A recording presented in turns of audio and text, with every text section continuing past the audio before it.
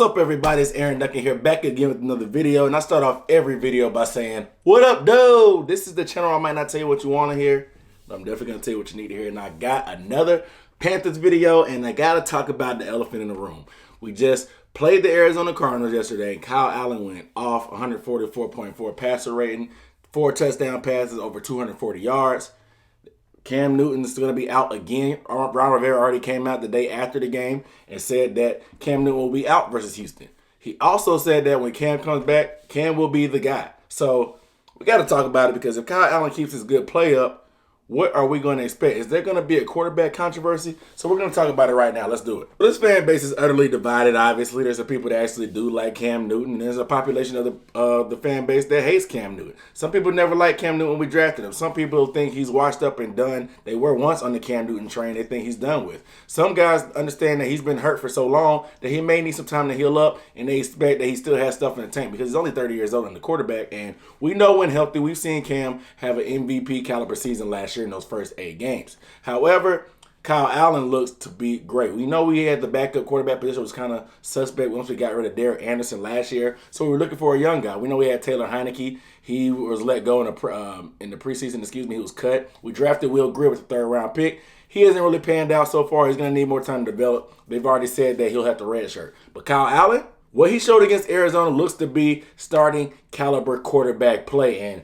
this is just crazy now. Some people are saying that you got to just ride with the high hand. And I must agree, you must ride with the high hand. There's no reason to force Cam back. Cam has been playing hurt for so long. I don't think that we should force him back. However, I do think that a healthy Cam Newton that has the ability to run, if they call it a proper game plan, and not just force him to be a pocket passer, is a better option for Kyle Allen, for our offense as a whole, in general, when it comes to the playout time, if it comes to that, or going down the stretch. Because we've heard that many defensive coordinators talk about how hard it is to defend Cam Newton because all the stuff he brings to the table. But Kyle Allen's game yesterday really makes you wonder, because the offense, besides the first drive when they turned the ball over on the strip sack, which is just probably just used to not being in the game and experience, you got to have 2 hands on the ball when you're in the pocket because guys are going to be swiping at the ball. Besides that, he led the offense to 5 more touchdown drives. He got everybody involved. Christian McCaffrey had a monster game. Greg Olsen had a coming out party again, a monster game. Curtis Samuel and DJ Moore both had great games. Everybody stepped up. It was a great all-around team victory. But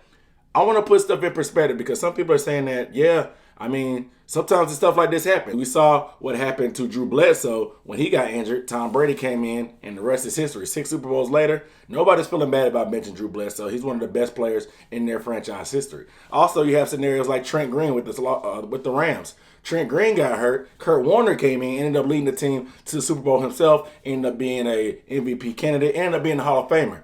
And with the same situation, Kurt Warner with the Rams, he ended up getting hurt himself. They inserted Mark Bulger into the lineup. Mark Bulger ended up taking Kurt Warner's spot. Kurt Warner ended up going to the Giants and then to the Cardinals, and ended up going to the Super Bowl a couple times too. So stuff like this happens where the backup can take the starting spot, and the rest is sometimes history. However, for every time you have an instance like that, there's an instance of Ryan Fitzmagic playing 3 good games and then all of a sudden crashing down to earth. Or they may be a Brock Osweiler where he takes Peyton Manning's spot, but then once they're down the stretch, Peyton Manning had to come back in, and with the noodle arm, ended up having to win the Super Bowl because Brock Osweiler couldn't do it. So for every miracle magic story you have with the Tom Brady's, you do have Brock Osweiler, who ended up stealing money from the NFL because he was really garbage. He just had a couple straight games. Like, once teams start game planning for you, stuff tends to get different. When they know you're the full-time starter, stuff gets different. But I will say, Kyle Allen, I'm not going to put him in that bed, because he's very talented. He was talented in high school. He was talented in college.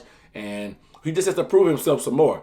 However, I want to pump the brakes. A lot of people are going ahead and crowning him off that. But if you look at the numbers, the Arizona Cardinals are 28 out of 32 when it comes to yards allowed, which is one of the worst defenses in the league. They were one of the worst sacking defenses in the league also coming into this game. They also gave up the 28th most points per game in the league. So Kyle Allen did what he's supposed to do against a scrub team. The Cardinals are scrubs. I mean, we dominated them on offense and defense. We did what we were supposed to do. We dominated. It was a scrub team. So what I need to see from Kyle Allen, I need to see him repeat this performance again And again, because we have Houston on the road, then we have Jacksonville, a team that just got 9 sacks themselves against Mariota, whose defense is looking pretty good right now. And they have lockdown corners and a pretty strong D-line. We also got the Tampa Bay Buccaneers again, who we saw what they did to our offensive line on Thursday Night Football. And we got teams like that coming up. So there's a couple games that I need to see him improve more. I want to see Cam at least out to the bye week to get healthy. If we're at 3-3 or 4-2 going into that bye week,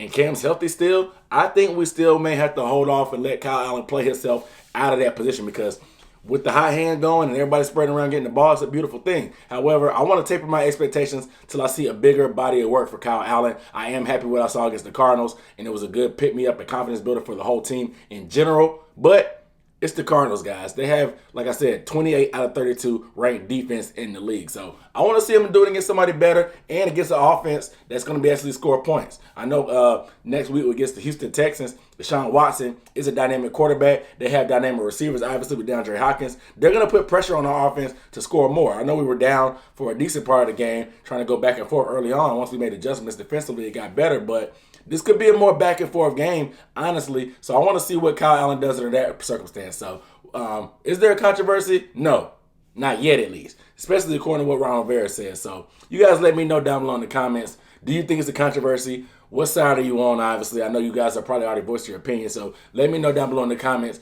who you think how we should handle this quarterback situation. Should we roll with our hand? Should we bring Cam in once he's healthy? Should we wait till Kyle Allen messes up before we make an adjustment? Let me know down below in the comments. But without further ado, I'm Aaron Duncan signing off from Necessary Blunt Sports Talk. I'll see you next time.